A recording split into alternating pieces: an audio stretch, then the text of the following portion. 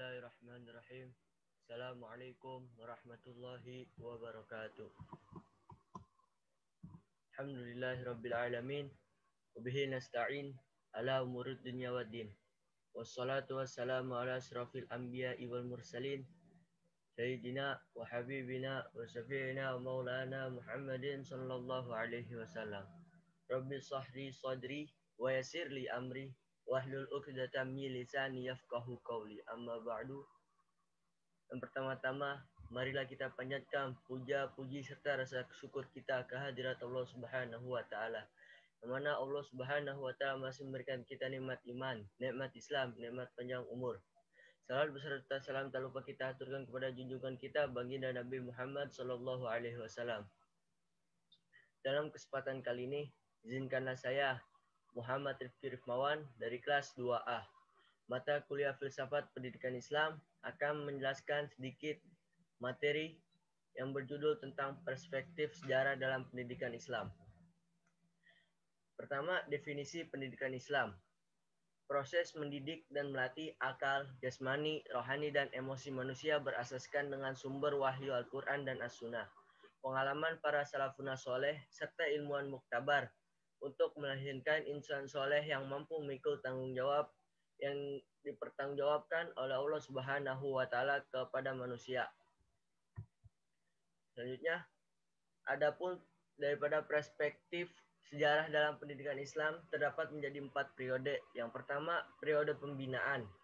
Periode ini dimulai sejak munculnya Islam sehingga berakhirnya dinasti Umayyah pada tahun 661 sampai 750 Masehi, yang mana pendiri daripada dinasti Umayyah ini ialah Muawiyah bin Abi Sufyan. Yang kedua ialah periode kemasan. Periode ini dimulai dengan kerajaan Bani Abbasiyah sampai runtuhnya kekhalifahan Bani Abbasiyah sendiri dan runtuhnya kota Baghdad pada tahun 750 sampai 1258 Masehi. Dan periode dinasti Umayyah di Spanyol pada tahun 711 sampai 1492. Dan di zaman kekhalifahan Abbasiyah ini terdapat dari pemimpinnya. Namun yang terkenal ada dua, yaitu Khalifah Harun ar-Rasyid dan Al-Ma'mun. Yang ketiga ialah periode keruntuhan dan kehancuran. Periode ini dimulai dengan kekuasaan Turki Utsmaniyah sampai dengan terlepasnya negara-negara Arab dari kekuasaan itu. Yang keempat, pembaharuan dan pembinaan kembali. Periode ini meliputi permulaan terlepasnya negara-negara Arab dari kekuasaan Turki yang terus berlangsung sampai dengan sekarang. Adapun daripada ciri-ciri utama pendidikan Islam pada periode pertama, yaitu satu, merupakan pendidikan Islam yang masih original. Yang kedua, bertujuan meneguhkan dasar-dasar agama yang baru berdasarkan wahyu dan teladan Nabi Shallallahu Alaihi Wasallam. Yang ketiga, bergantung sepenuhnya kepada ilmu-ilmu nakal atau wahyu dan lisan. Yang keempat, sumber utama ilmu ialah Al-Quran dan Nabi sebagai penjelasnya. Maka lahirlah ilmu-ilmu agama seperti ilmu Al-Quran, ilmu hadis, fikih, usul fikih, faraid, ilmu bahasa Arab, nahwu, sorof, tajwid, dan masih banyak yang lainnya. Yang kelima, menggunakan bahan tertulis sebagai alat komunikasi. Yang keenam, membuka peluang mempelajari bahasa-bahasa asing. Yang ketujuh, menggunakan kutab atau surau, masjid, dan perpustakaan sebagai pusat-pusat pendidikan. Dinasti Umayyah berkuasa kurang lebih selama 91 tahun, daripada tahun 41 sampai 130 dari Hijriah atau 661 sampai 750 Masehi dengan 14 orang khalifah yang dimulai dengan Umayyah bin Abi Sufyan sebagai pendirinya dan diakhiri oleh Marwan bin Muhammad. Adapun ciri-ciri umum terpenting pendidikan Islam pada periode kedua ialah satu, maksudnya ilmu-ilmu rasional atau falsafah yang diterjemahkan dari berbagai kebudayaan dan peradaban. Yang kedua, terjadi islamisasi ilmu-ilmu rasional melalui proses pengintegrasian dengan pandangan dunia Islam yang berdasarkan tauhid. Yang ketiga, Baghdad dan Spanyol sebagai pusat peradaban umat Islam yang sangat maju. Yang keempat, munculnya para filosof besar Muslim dalam berbagai bidang ilmu pengetahuan, seperti Ibnu Sina yang ahli dalam bidang kesehatan, adapun Ibnu Rushdi dan Khawarizmi yang dapat dikenal dengan ahli matematika, Al-Biruni, dan masih banyak yang lainnya. Yang kelima, pembangunan sekolah-sekolah. Yang keenam, munculnya pikiran-pikiran pendidikan yang istimewa daripada pemikir-pemikir muslim seperti Al-Ghazali, Ibnu Maskawi, Ibnu Khaldun, dan masih banyak lainnya. Mereka ialah penggagas pemikiran pendidikan Islam tentang apa itu pendidikan, tujuan pendidikan Islam, anak didik, dan pendidik. Yang ketujuh, sistem politik Abbasiyah yang dijalankan ialah meliputi ketetapan para khalifah tetap dari keturunan Arab murni. Kota Baghdad dijadikan sebagai ibu kota negara yang menjadi pusat segala kegiatan politik. Ilmu pengetahuan yang dipandang sebagai sesuatu sangat penting. Kebebasan berpikir sebagai HAM diakui penuh dan para menteri turunan Persia diberi hak penuh dalam menjalankan pemerintahan. Yang kedelapan, kemunduran dinasti ini. Pertama, adapun faktor internalnya yaitu permasalahan keuangan negara, keuangan keluarga. Yang kedua, tampilnya dominalisasi militer. Yang ketiga, berdirinya dinasti-dinasti kecil. Adapun dari faktor eksternal ialah adanya perang salib dan serangan daripada tentara Mongol. Adapun ciri-ciri yang terpenting pada periode ketiga yaitu satu, kebukuan pemikiran Islam atau tidak ada kreativitas dan kebebasan berpikir ilmiah. Yang kedua, kembali mengutamakan ilmu-ilmu nakliyah. Yang ketiga, kebukuan institusi pendidikan. Yang keempat, menonjolnya kebudayaan Turki. Yang kelima, keistimewaan budaya bagi golongan-golongan agama minoritas bukan Islam. Yang keenam, masuknya pengaruh-pengaruh pendidikan barat. Yang ketujuh, dinasti Utsmaniyah sangat intens dan pada pembangunan masjid di setiap wilayah kekuasaannya. Adapun daripada ciri-ciri umum terpenting pendidikan pada periode terakhir ini atau periode keempat.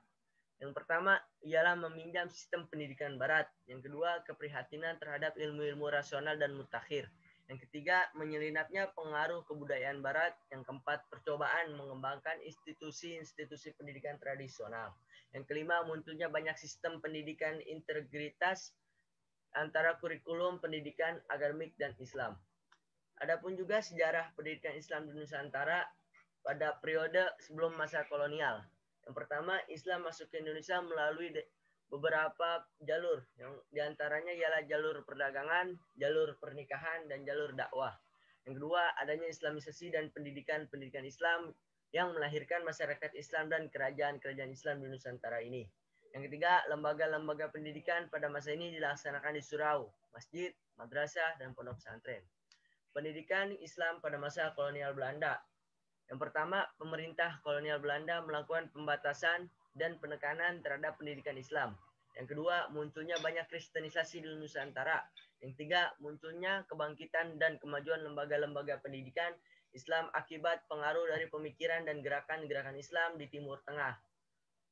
Yang keempat, kebangkitan dan kemajuan pendidikan Islam tersebut banyak didukung oleh organisasi-organisasi kemasyarakatan Islam seperti Muhammadiyah, Nahdlatul Ulama atau NU, Jamiatul Khair, Al-Irsyad, Persatuan Islam atau Persis, Persatuan Tarbiyah Islamiyah atau PERTI, Al-Wasliyah, Matla'ul Anwar, Lembaga Pendidikan Islam Tawalib, Pondok Modern Gontor, dan masih banyak yang lainnya. Yang kelima, lahir banyaknya sistem pendidikan modern dan pondok modern yang dirintis oleh ulama-ulama Islam Nusantara. Adapun daripada pendidikan Islam zaman kemerdekaan, yang pertama, dibentuknya Kementerian Agama Islam atau Kemenak yang khusus menangani masalah-masalah keagamaan dan pendidikan Islam. Yang kedua, didirikannya Lembaga Pendidikan Tinggi Islam pertama di Jakarta dan Yogyakarta yang kelak akan menjadi IAIN atau UIN di Indonesia. Yang ketiga, didirikannya Madrasah, Sanawiyah, dan Aliyah Negeri. Yang keempat, agama Islam diajarkan di sekolah-sekolah dan perguruan tinggi negeri. Adapun pendidikan Islam pada masa Orde Baru, yang pertama, didirikannya Perguruan Tinggi Islam Negeri IAIN atau UIN di seluruh Indonesia. Yang kedua, pelajaran agama Islam wajib diajarkan di seluruh sekolah-sekolah dan perguruan tinggi negeri Indonesia. Yang ketiga, lembaga-lembaga pendidikan pondok pesantren diakui keberadaannya dan disetarakan jenjang pendidikannya dengan lembaga pendidikan negeri. Yang keempat, pembaharuan pesantren beserta kurikulumnya dengan menerima unsur-unsur kurikulum modern. Yang kelima, subsidi pemerintah untuk lembaga-lembaga pendidikan Islam swasta. Pendidikan Islam pada masa reformasi ialah satu, pemantapan pendidikan Islam sebagai bagian dari pendidikan nasional.